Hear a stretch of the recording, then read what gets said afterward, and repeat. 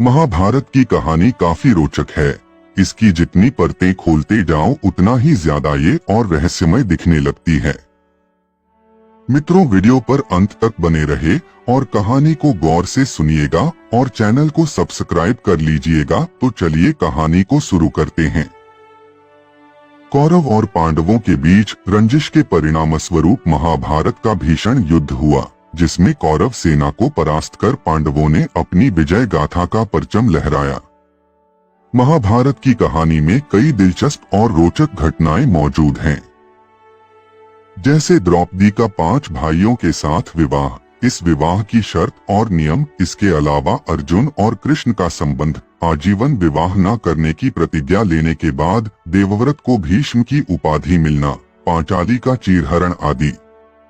इन सभी के अलावा महाभारत में कुछ ऐसी घटनाएं घटित हुई जो दिलचस्प से ज्यादा रहस्य से परिपूर्ण हैं। जैसे शकुनी का प्रतिशोध, हद तक इन रहस्यों से रूबरू होंगे, लेकिन आज जो कहानी हम आपको सुनाने जा रहे हैं उससे ज्यादा लोग अवगत नहीं होंगे। महाभारत का युद्ध अपने अंतिम चरण पर था। अंबा की वो प्रतिज्ञा पूरी हो गई थी जिसके अनुसार वह भीष्म की मौत का कारण बनना चाहती थी। शिखंडी के रूप में अपने पुनर्जन्म में उसने यह प्रतिज्ञा पूरी कर ली थी। अर्जुन के बाणों ने भीष्म पितामह के शरीर को छलनी कर दिया था, लेकिन भीष्म पितामह को प्राप्त इच्छा मृत्यु के वरदान की वजह से स्वयं यमराज भी आकर उनके प्राण नहीं छीन सकते थे। वे अभी भी जीवित थे। वे बाणों की शैया पर लेटे हुए महाभारत के युद्ध के परिणाम का इंतजार कर रहे थे।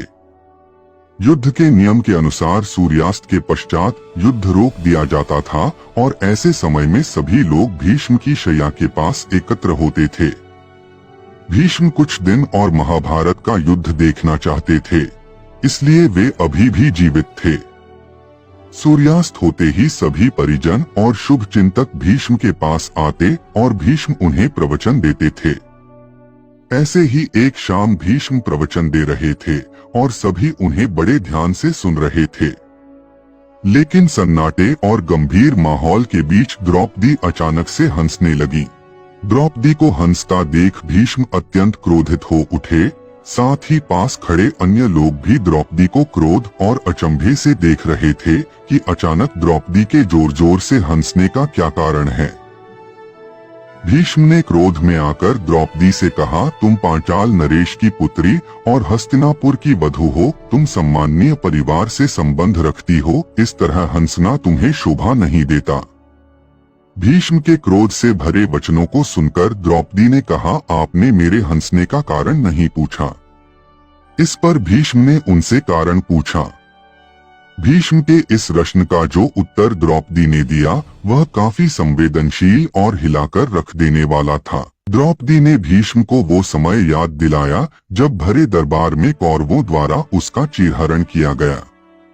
वे मदद के लिए चिल्लाती रही। उस दरबार में परिवार के सभी पुरुष सदस्य मौजूद थे। धृतराष्ट्र और भीष्म पितामह दोनों उस घटना के साक्षी थे, लेकिन किसी ने भी इसका विरोध नहीं किया।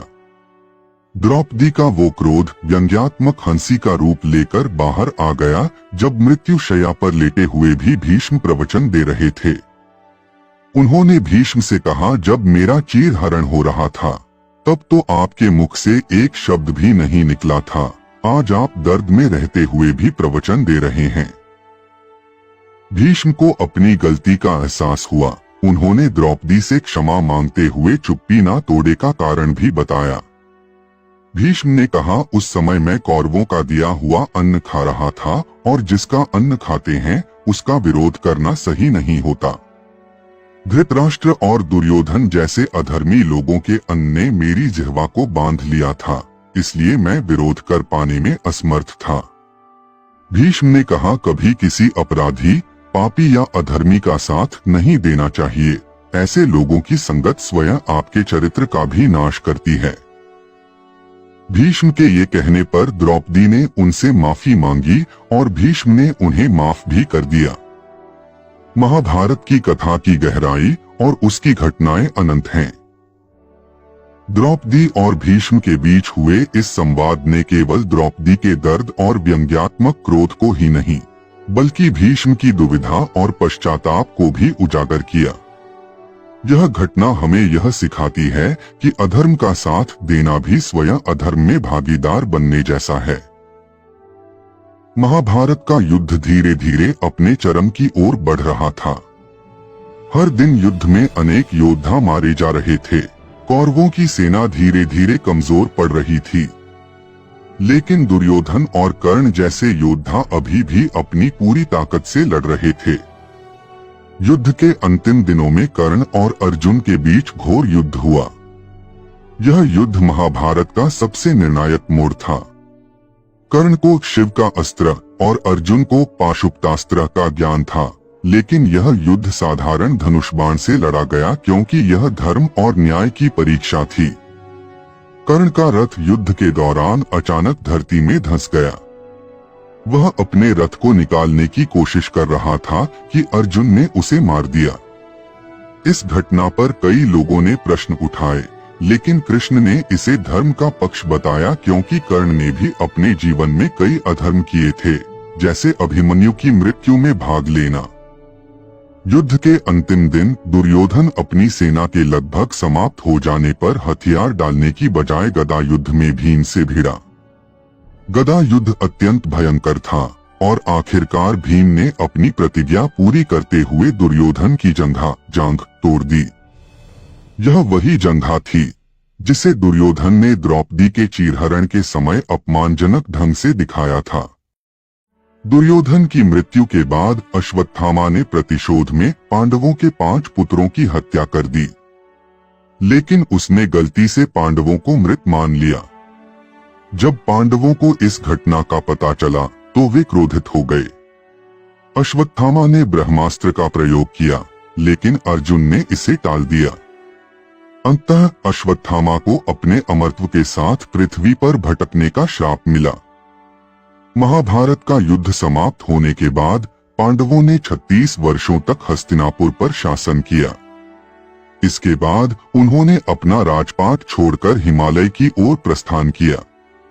स्वर्गारोहण के इस यात्रा में द्रौपदी और चारों भाई क्रमशः अपने अपने दोषों के कारण रास्ते में गिर गए। अंत में केवल युधिष्ठिर ही जीवित स्वर्ग पहुंचे, जहां उन्हें यह ज्ञान हुआ कि स्वर्ग और नरक केवल कर्मों का परिणाम है। महाभारत केवल एक युद्ध गाथा नहीं है, बल्कि यह जीवन के प्रत्येक पहलू को समझाने वाली ग्रंथ है। धर्म, अधर्म, प्रतिशोध, पश्चाताप, क्षमा और न्याय जैसे विषयों पर यह अमूल्य शिक्षा देती है। इसकी घटनाएं हमें यह सिखाती हैं कि हमारे कर्म ही हमारे भविष्य का निर्माण करते हैं।